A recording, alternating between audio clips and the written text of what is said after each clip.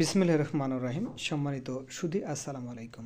সবাইকে আমাদের YouTube channel VAT and tax স্কুলের পক্ষ থেকে আন্তরিক শুভেচ্ছা এবং অভিনন্দন। সম্মানিত সুধী, আজকের ভিডিওতে আমরা গুরুত্বপূর্ণ একটা তথ্য শেয়ার করতে যাচ্ছি। সেটা হলো গত 26শে মে 2025-এ জাতীয় রাজস্ব বোর্ড নতুন একটি এসআরও দিয়েছে, এসআরও নং 150। সেই 150-এ খুব সুন্দরভাবে বলা রয়েছে যে 9টি প্রতিষ্ঠানে আপনি যদি দান বা অনুদান করেন তাহলে আপনি আয়কর রেয়াতপ্রাপ্ত হবেন।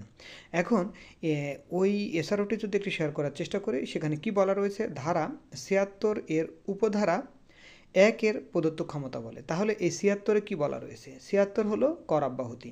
সেই কর অব্যাহতির মধ্যে বলছে যে কোনো বোর্ড কোনো ব্যক্তি বা ব্যক্তিগণকে কি করতে পারে, আপনার আয়কর অব্যাহতি বা কর রেয়াতের যে সুবিধা, সেই সুবিধা প্রদত্ত ক্ষমতা বলে দিতে পারে। আচ্ছা, এখন এখানে যেমন আমরা যদি একটু শেয়ারই করি, সেখানেই বলা রয়েছে 76-এ যে বোর্ড সরকারি গেজেটে প্রজ্ঞাপন দ্বারা কোনো ব্যক্তিকে বা কোনো শ্রেণীর ব্যক্তিগণকে কর অব্যাহতি প্রদান করিতে পারবে।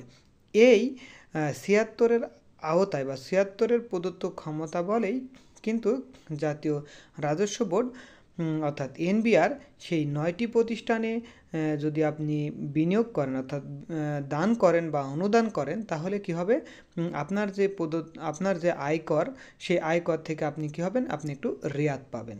এখন এই যে রেয়াত পাবেন, তো এই রেয়াত পেতে হলে আপনাকে অবশ্যই 9টি প্রতিষ্ঠানে বিনিয়োগ করতে হবে। সেখানেই বলা রয়েছে যে উক্ত আইনের 6ষ্ঠ তফসিলের অংশ 3-এর অনুচ্ছেদ 2 এর দফা 13 এর বিধানের আওতায় নিম্নবর্ণিত প্রতিষ্ঠানসমূহকে জনকল্যাণমূলক প্রতিষ্ঠান হিসেবে গণ্য করে উক্ত প্রতিষ্ঠানসমূহের অনুকূলে কোনো স্বাভাবিক ব্যক্তি করদাতা কর্তৃক প্রদত্ত দান বা অনুদানকে উক্ত করদাতার অনুকূলে উক্ত আইনের অধীন প্রদেয় আয়কর হতে রেয়াত প্রদান করিল। অর্থাৎ এই 9টি প্রতিষ্ঠানে বিনিয়োগ করলে আপনি কি হবেন, আপনি আয়কর রেয়াত প্রাপ্ত হবেন। এর মধ্যে কি কি প্রতিষ্ঠানসমূহ আছে সেটাও আমরা আপনাদের সাথে শেয়ার করব।